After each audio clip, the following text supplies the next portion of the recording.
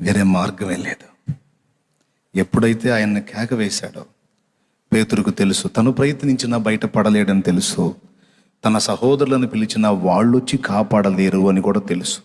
కాబట్టి ఈ దశలో కాదు, ఏ దశలోనైనా నన్ను అత్యవసరంగా కాపాడి నిలబెట్టగలిగే సమర్థుడు నా యేసయ్య ఒక్కడే అని, ప్రభువా నన్ను రక్షించు నాయనా, నేను మునిగిపోవచ్చున్నాను అని కేక వేశాడు. ఈరోజు మీరు ఎందులో మునిగిపోతున్నారో, ఏది నిన్ను లోపరుచుకుంటుందో, ఏది నిన్ను శోధిస్తుందో, ఏది నీ దృష్టిని ఆకర్షించి దృష్టిని మళ్లించి బలహీనపరిచి కృంగదీసి పాడు చేస్తుందో,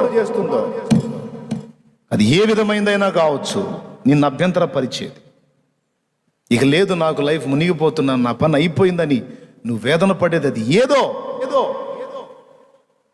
దాని అంతటి విషయంలో నువ్వు వేయాల్సిన కేక, నువ్వు చూడాల్సిన చూపు యేసు వైపు, నువ్వు వేయాల్సిన కేక యేసు అని.